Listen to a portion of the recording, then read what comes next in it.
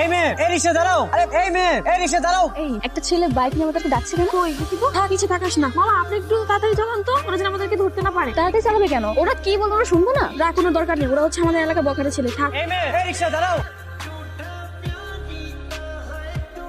দাঁড়াও, দাঁড়াও, দাঁড়াও। তোমাকে যে আমি পিছন থেকে এত করে ডাকতে তুমি শুনতেছো না? টেনে যাচ্ছ মানে টেনে যাও। বাসা থেকে আসার সময় এই গানটা বাসায় রেখে আসছো? আমার তো জোরে চালাতে বলছে, তাই আমি জোরে চালাইতেছি। আরে বাবা, জোরে চালাতে বললে কি তুমি জোরে চালাবা? সতর্ক, তোমাকে রিকশা চালাতে হবে না। এই দেখো অন্যটা এখানে ঝুলে আছে, এখন যদি একটা বিপদ হয়ে যেত? হায় আল্লাহ, এটা কিভাবে হলো? এখন যদি একটা বড় বিপদ হইতো। আমিও তো খেয়াল করিনি। এভাবে অসতর্ক হয়ে পথ চললে হবে বলেন? আমিও আসলে খেয়াল করিনি। আপনি না দেখলে যে কি হতো। আপনাকে অনেক ধন্যবাদ। ধন্যবাদ দেওয়ার কিছু নেই, আমি প্রায় সময় সবাইকে হেল্প, এটা আমার প্রতিদিনের কাজ। আচ্ছা ঠিক আছে মামা, এখন যাও।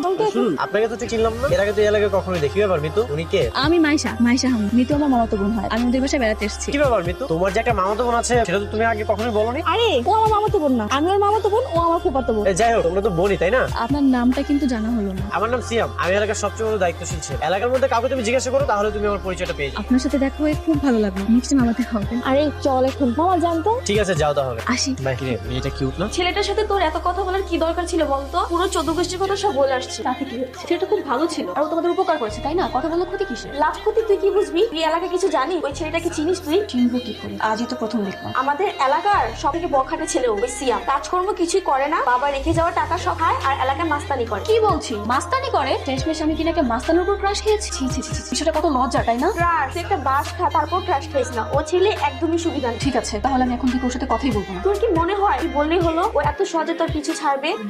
কি বুদ্ধি, এরকম ভাব নিচ্ছিস যেন ও কালকে তোকে দেখলে চিনবেই না। তোর কোনো প্ল্যান কাজে লাগবে না। বিষয়টা যদি একটু উল্টো হয় তাহলে? মানে মানে হচ্ছে আমার একটা রোগ হয়েছে, ধর আমি কিছু মনে রাখতে পারি। তোর কি মনে হয় সবাই তোর মতো বোকা? বোকা হতে যাবে কেন? আর অনেকের এমন হয় না যে একটা রোগ হয় 24 ঘন্টা বা 12 ঘন্টার বেশি কিছু মনে থাকে না। আমারও সেম রোগটাই হয়েছে। এই অভিনয়টা করতে পারবি না?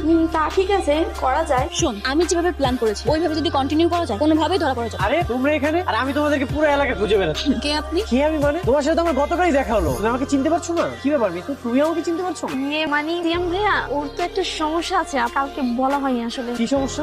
ওর একটা রোগ আছে, ওর মাথায় স্মৃতিশক্তি খুব দুর্বল। ও এখন যাই ঘটছে 12 ঘন্টা পর ওর কিছুই মনে থাকবে না। তার মানে গতকালকে সবকিছু ভুলে গেছে? হ্যাঁ সবই ভুল। তাহলে এখন কি হবে? কি আর হবে, এইভাবেই থাকতে হবে। এটা তো কোনো চিকিৎসা। তুমি তো আমাকে চিনতে পারছো না। আচ্ছা, তুমি তো আমাকে চিনতে পারছো না, কিন্তু তুমি মিতুকে কিভাবে চিনলে? মিতু, ও তোমাকে কিভাবে চিনতে পারলো? আসলে ভাইয়া বিষয়টা হচ্ছে সহজে তো পারে না মনে করতে, তবে ও তো আমাদের বাসায় থাকে আর 12 ঘন্টা আমি কখনো ওর থেকে দূর থাকি না। আর থাকলে ওকে আমি মনে করে দিই আর ও সেটাই আসলে বিশ্বাস করে বা মনে পড়ে যায়। আর যদি 12 ঘন্টা দূরে থাকো? ভাইয়া আসলে তারপর সকাল উঠে ঘুম থেকে উঠে ওকে বলি যে তুই আমার ফুফাতো বোন, তুই আমাদের বাসায় বেড়াতে এসেছিস, তারপরে ও সবকিছু বিশ্বাস করে না, মেনে নেয়। তাহলে তো একটা ঝামেলা হয়ে গেল। আমরা আসি, যাই মামা, জানাব। এটা কোনো কাজ হলো না? তো সুন্দর একটা মেয়ে কি একটা রোগ স্পর্শ করলো।